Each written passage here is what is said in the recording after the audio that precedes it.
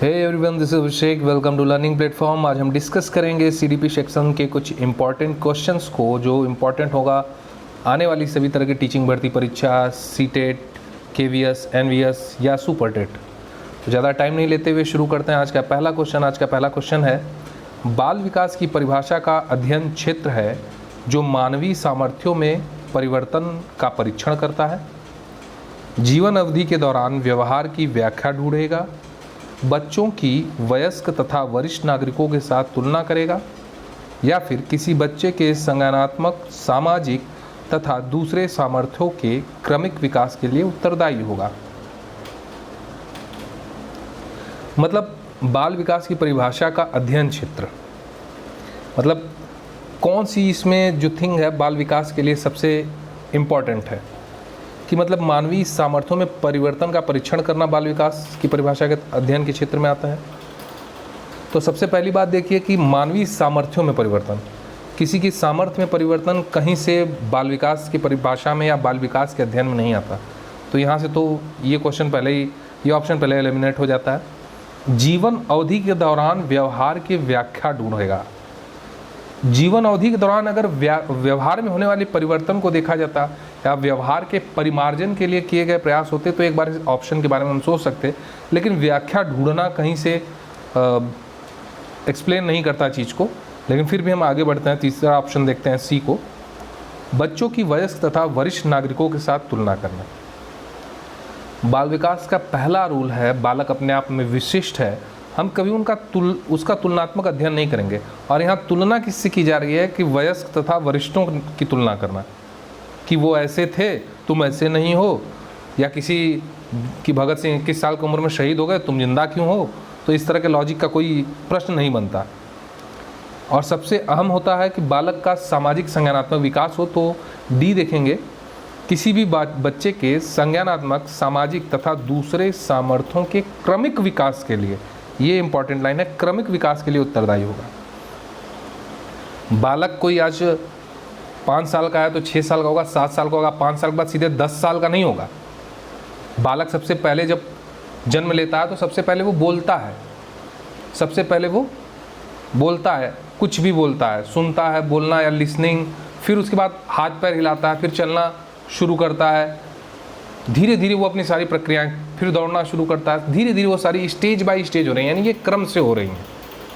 धीरे धीरे शारीरिक अंगों में जो भी गति या फिर जो भी है प्रवाह आता रहा है। लेकिन कहें कि अचानक से बालक पैदा हुआ और लगे दौड़ने, लगे अमिताभ बच्चन के डायलॉग बोलने, तो ऐसा नहीं होगा। तो इसीलिए क्या है, विकास क्रमिक होता है। तो बालक के संज्ञानात्मक और सामाजिक पक्षों के साथ सामंजस्य बनाकर विकास क्रमिक रूप से होता रहे। तो यहाँ सबसे अच्छा विकल्प होगा विकल्प डी। अगला प्रश्न है, प्राथमिक शिक्षक के लिए बाल मनोविज्ञान का ज्ञान आवश्यक है क्योंकि। कह रहा है यहाँ अवश्य हो गया है, आवश्यक होगा। मतलब जो शिक्षक प्राथमिक कक्षाओं में पढ़ा रहे हैं उनको बाल मनोविज्ञान का आवश्यक ज्ञान होना चाहिए। क्यों? क्योंकि यह बच्चों को अनुशासित बनाने में सहायता करता है। मतलब यहाँ कह रहा है कि बाल विकास का ज्ञान अगर शिक्षक को होगा तो वो बच्चों को अनुशासित बना सकता है। परीक्षा के परिणाम में उन्नति होती है। यह बच्चों को अभिप्रेरित करने के लिए सुविधाजनक तरीका बन जाता है। यह बच्चों के व्यवहार को समझने में शिक्षक की सहायता करता है। तो बताइए कौन सा विकल्प सही होगा। चारों विकल्प आपके सामने हैं।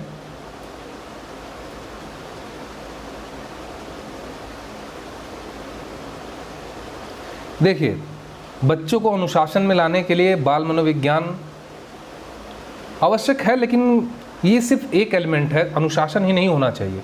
हमें देखना है कि कौन सा ऐसा विकल्प है जो अपने आप में व्यापक चीज़ों को समाहित करता है।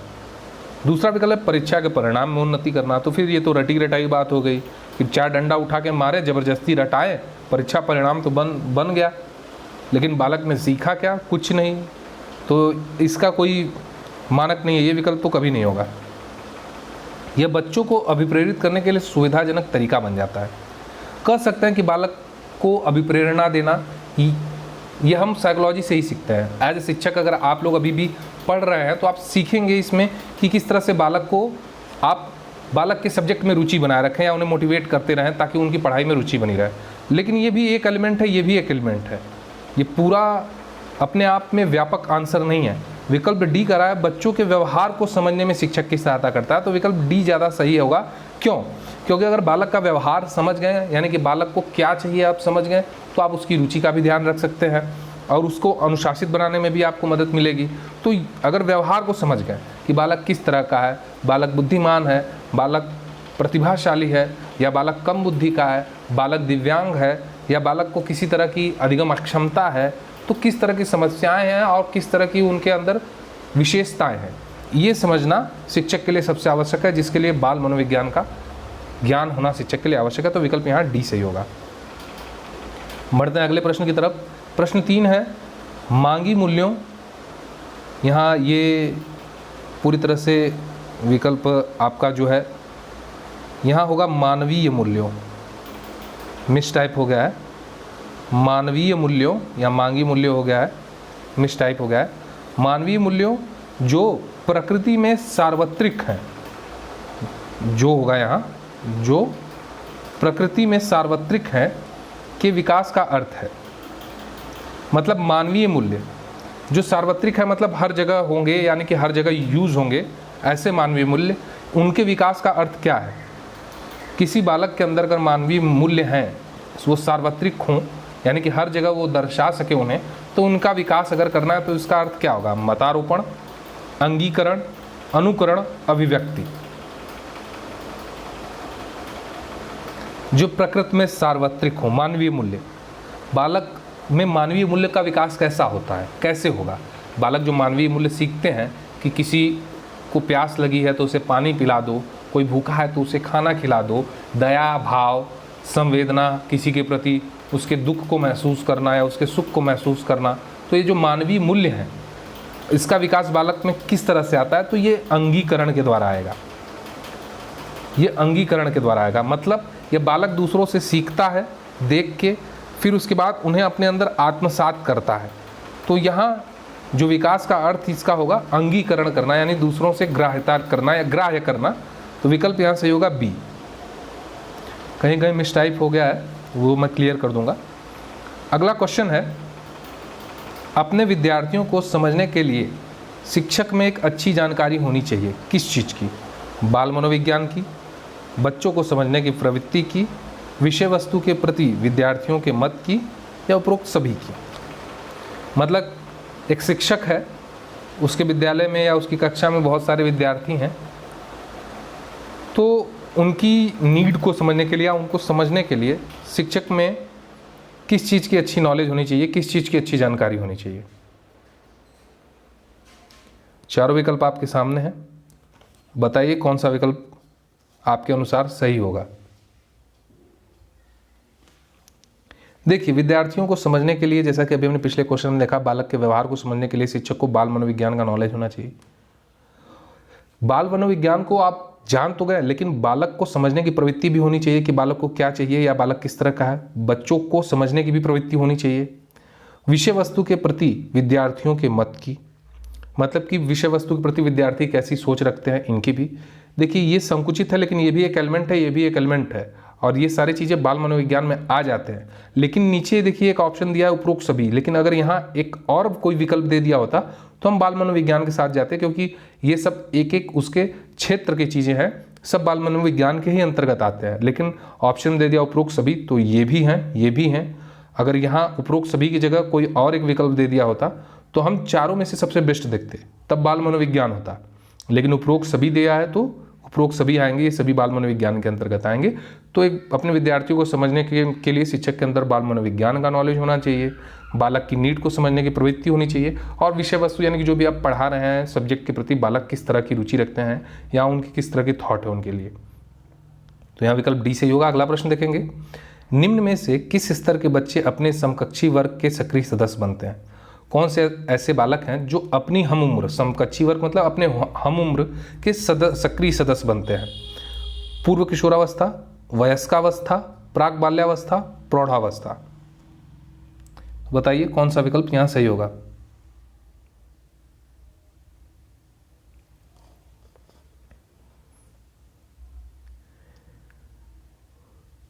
यहां विकल्प सही होगा पूर्व किशोरावस्था। पूर्व किशोरावस्था यानी किशोरावस्था के पूर्व की अवस्था, किशोरावस्था के पूर्व की अवस्था। क्यों? ये 9 से 12 वर्ष की अवस्था होती है, लगभग ये बाल्यावस्था, गैंग एज कहते हैं।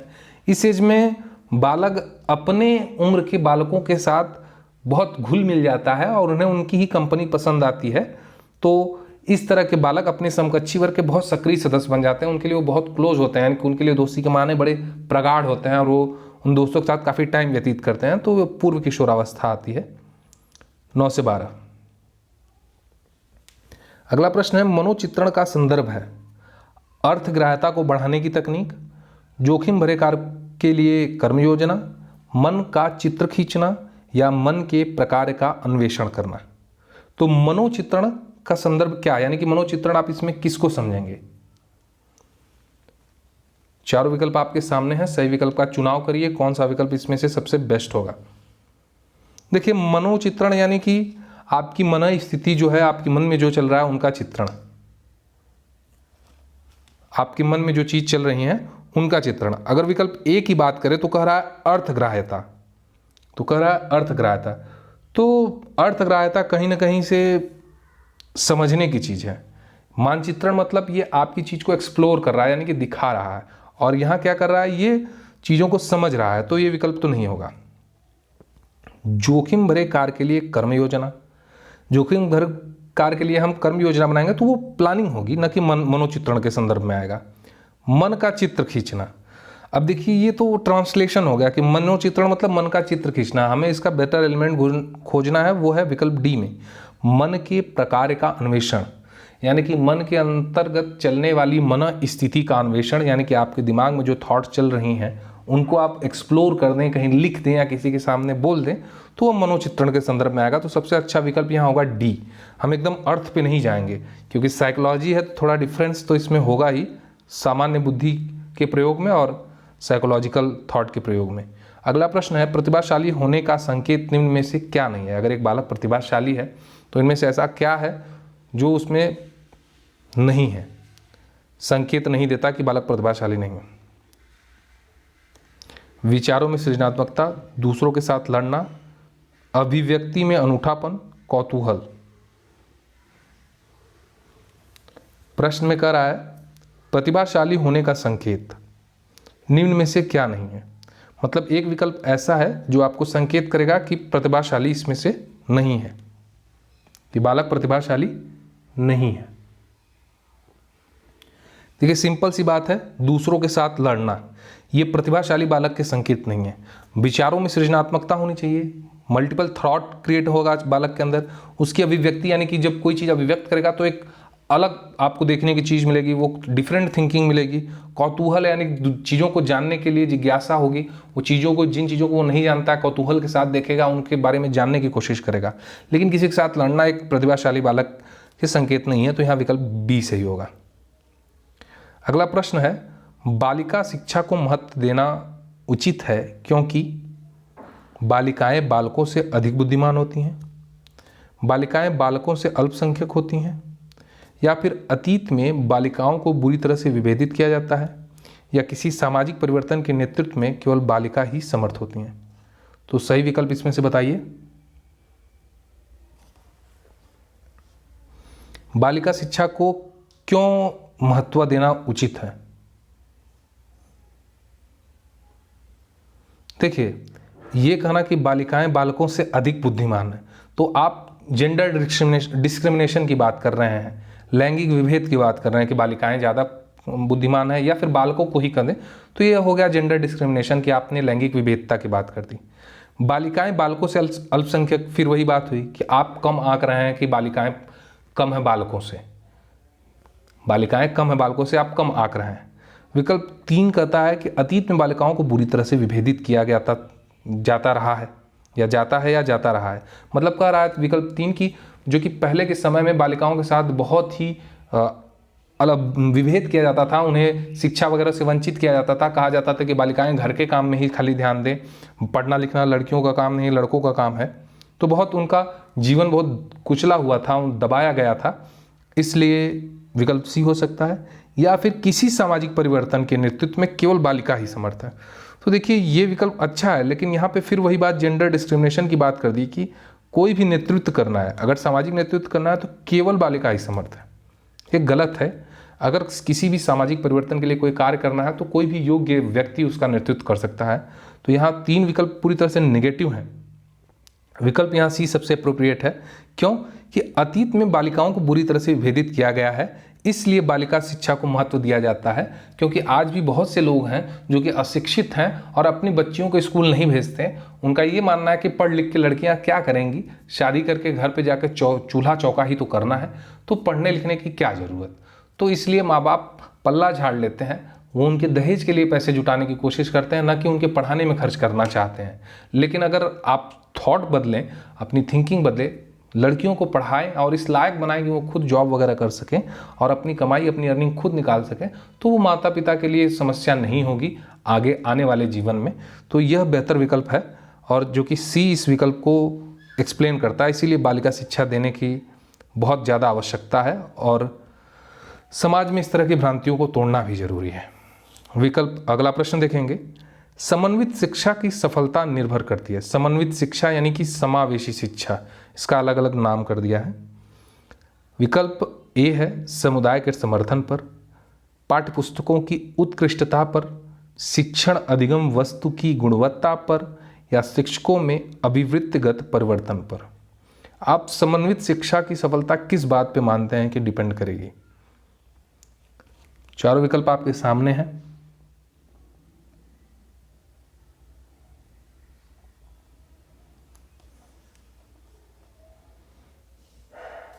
समन्वित शिक्षा, सॉरी समावेशी नहीं, ये समन्वित शिक्षा है, समावेशी नहीं कहेंगे इसको। समन्वित शिक्षा मतलब अपने आप में बहुत सारे एलिमेंट को समन्वित करना, समावेशी शिक्षा दूसरी चीज हो गई। बहुत जरा सा डिफरेंस शब्दों में था तो मैं कंफ्यूज हो गया। देखिए, समन्वित शिक्षा समुदाय के समर्थन पर, तो समुदाय के समर्थन, किसी तरह के एक समुदाय के समर्थन पे शिक्षण व्यवस्था नहीं चलती है कि इस समुदाय ने समर्थन दिया तो भाई चलेगा, नहीं तो नहीं चलेगा। तो विकल्प ये तो कहीं से सही नहीं होगा। पाठ्य पुस्तकों की उत्कृष्टता पर, अच्छा, समन्वित शिक्षा की सफलता पाठ्य पुस्तकों के पे हो सकती है। क्यों? क्योंकि आप पाठ्य पुस्तकों में सारी चीज़ों का समावेश करें। आप बालक को जाति धर्म के बारे में भी बताएं और उनको ये भी समझाएं कि सारे जाति धर्म में एकता होनी चाहिए, या फिर आप उनको शारीरिक शिक्षा के संबंध में ज्ञान दें, या आप विज्ञान आदि के माध्यम से बाकी चीज़ों के भी बारे में ज्ञान दें, सामाजिक चीज़ों के बारे में, तो हाँ वैज्ञानिक चीज़ों के बारे में, व्यवहार कुशल चीज़ों के बारे में भी दे सकते हैं। तो पाठ्य पुस्तकों की उत्कृष्टता एक विकल्प हो सकता है। लेकिन विकल्प सी देखते हैं, शिक्षण अधिगम वस्तु की गुणवत्ता पर। मतलब कह रहे हैं कि अधिगम कराने में जो आप मटेरियल देंगे उसकी गुणवत्ता, तो ये कहीं ना कहीं एक सीमित एलिमेंट हो जाता है। किसी एक चीज़ की गुणवत्ता में समन्वित शिक्षा नहीं होगी। समन्वित शिक्षा ऐसी है जो सारी चीज़ों को एक साथ समावेशित करके आगे बढ़े। शिक्षकों में अभिवृत्तिगत परिवर्तन, तो ये भी एक एलिमेंट हुआ ना कि अगर शिक्षकों की अभिवृत्ति यानी किस तरह की उनकी थिंकिंग है उसको हम चेंज कर दें, तो ये कहीं ना कहीं विकल्प ऐसा नहीं होगा। पाठ्यपुस्तकों की उत्कृष्टता पर ध्यान देना एक सही विकल्प होगा। अगर मान लीजिए इसको समावेशी शिक्षा भी मान के देखते हैं, जो कि हो सकती है, तो वही बात है कि ऐसी चीज़ें हम अपने पाठ्यपुस्तक में समावेशित करें जो एक बालक, अगर मान लीजिए कि देखने में उसकी समस्या है, तो हम ऑडियो विजुअल एड्स का प्रयोग करें जिसमें बालक सुन के समझ सके और बाकी बालक भी सीख सकें, उनको भी दिक्कत ना हो, और जो बालक ठीक से देख नहीं पा रहा है वो भी सुन के सीख सके। और कुछ इंटरेस्टिंग फैक्ट हो गया, आपने रेडियो चला दिया तो बालक को कुछ नया सीखने को मिल गया।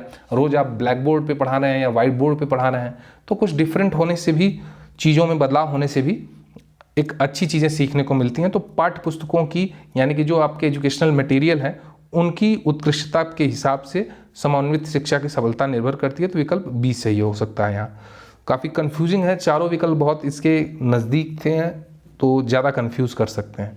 अगला प्रश्न देखेंगे, अधिगम से संबंधित किसी विद्यार्थी की समस्याओं का सबसे अच्छा उपचार क्या है? अधिगम मतलब कि कोई बालक है, उसको अधिगम में समस्याएं हो रही हैं, तो सबसे अच्छा उपचार क्या मानेंगे आप? कठोर परिश्रम का सुझाव देंगे कि भाई आपको चीज़ें सीखने में प्रॉब्लम हो रही है, देखिए मतलब लर्निंग, आपको कोई चीज़ सीखने में प्रॉब्लम हो रही है तो आप कठोर परिश्रम करिए, ये एक सही विकल्प नहीं हो सकता कि आप सिर्फ बस हार्डवर्क करने की बात कर रहे हैं। ग्रंथालय में निरीक्षित अध्ययन, मतलब कि आप उनको लाइब्रेरी में ले जा रहे हैं और अपने ऑब्जर्वेशन में उनको अध्ययन करा रहे हैं। निजी शिक्षण का सुझाव, अब या फिर आप कह रहे हैं कि भाई एक निजी शिक्षण कर लीजिए, आप मेरे यहाँ आके कोचिंग कर लीजिए, या अपने लिए एक इंडिविजुअल टीचर रख लीजिए, या फिर निदानात्मक शिक्षण। तो सिंपल सी बात है, आप सही आंसर चूज करिए। इसमें बहुत क्लियरली इंडिकेट किया गया है कि कौन सा सही विकल्प होगा। सिंपल सी बात है, विकल्प डी सही होगा, निदानात्मक शिक्षण। मतलब कि बालक को किसी तरह की भी समस्या है तो उस समस्या का उपचार शिक्षक उनकी समस्या के निदान से करेगा, न कि उन्हें इस तरह का कोई ऊटपटांग सुझाव देगा। तो विकल्प यहाँ डी सही है। उम्मीद है आपको ये वीडियो पसंद आया होगा। अगर आपके कोई भी सुझाव हैं तो आप कमेंट बॉक्स में लिखिए। आप किस तरह के और टॉपिक्स पे अगर वीडियो चाहते हैं तो उनके बारे में भी आप कमेंट बॉक्स में लिखिए। अगर रिस्पांस अच्छा रहा तो हम वीडियो को आगे कंटिन्यू करेंगे। तो इस वीडियो के लिए इतना ही, मिलते हैं कल शाम को फिर से 4 बजे CDP के अगले वीडियो में। Thank you very much.